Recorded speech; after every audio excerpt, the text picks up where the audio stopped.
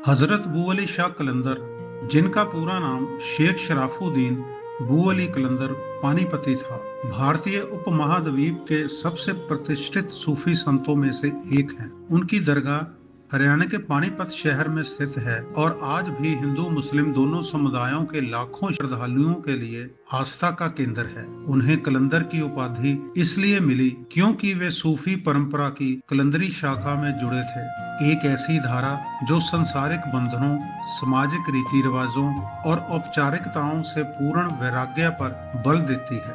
बू अली शाह कलंदर का जन्म लगभग 13वीं शताब्दी, कुछ स्रोतों के अनुसार सन 1219 ईस्वी के आसपास में हुआ माना जाता है। उनके जन्म स्थान को लेकर विद्वानों में मतभेद है। कुछ इतिहासकार इन्हें ईरान के प्रसिद्ध शहर बुखारा से जोड़ते हैं, जबकि कुछ अन्य स्रोत उनका संबंध बलख अफगानिस्तान क्षेत्र से बताते हैं। उनके पिता का नाम शेख फकरुद्दीन बताया जाता है, जो स्वयं एक धर्मपरायण और विद्वान व्यक्ति थे। बचपन से ही बू अली शाह में असाधारण बौद्धिक क्षमता और आध्यात्मिक झुकाव देखा गया। उन्होंने इस्लामी धर्मशास्त्र, हदीस, तफसीर यानी कुरान की व्याख्या और तर्क शास्त्र जैसे विषयों में गहन शिक्षा प्राप्त की और अपने समय के प्रमुख विद्वानों में गिने जाने लगे।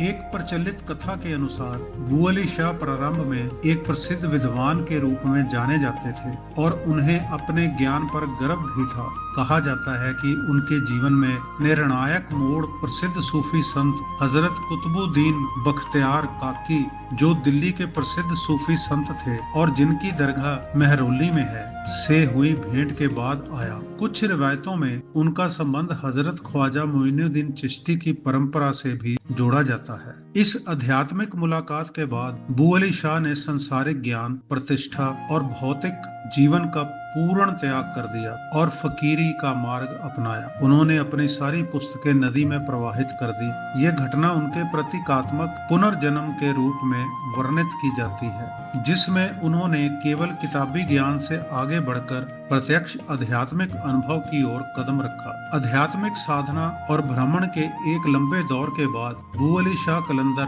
पानीपत में स्थायी रूप से बस गए, जो उस समय एक महत्वपूर्ण व्यापारिक और संस्कृत केंद्र था। वहां उन्होंने शिक्षा और उपदेश का कार्य जारी रखा, जिसमें प्रेम, सहनशीलता और आध्यात्मिक शुद्धता पर बल दिया। सूफी काव्य की रचना की विशेष रूप से फारसी भाषा में, जिसमें दिव्य प्रेम, इश्क़े हकीकी का वर्णन प्रमुखता से मिलता है। सामाजिक भेदभाव से ऊपर उठकर सभी धर्मों और वर्गों के लोगों को अपने पास आने और सीखने की अनुमति दी।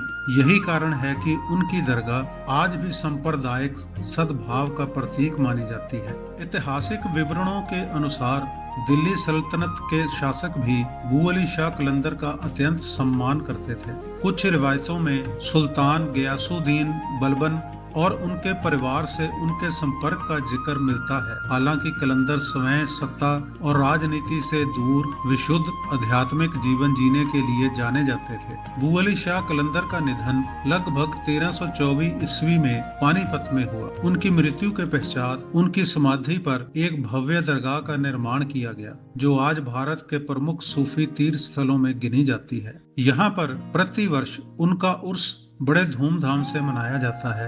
ये दरगाह हिंदू मुस्लिम एकता और सामाजिक सौहार्द की मिसाल के रूप में देखी जाती है। बिना किसी धार्मिक भेदभाव के लोग यहाँ मन्नत मांगने और आशीर्वाद लेने आते हैं। बू अली शाह कलंदर को भारतीय सूफी परंपरा में प्रेम, त्याग और सहिष्णुता के प्रतीक के रूप में याद किया जाता है। उनकी शिक्षाएं बताती हैं कि सच्चा ज्ञान वही है जो अहंकार को मिटाकर विनम्रता और ईश्वर प्रेम की ओर ले जाए।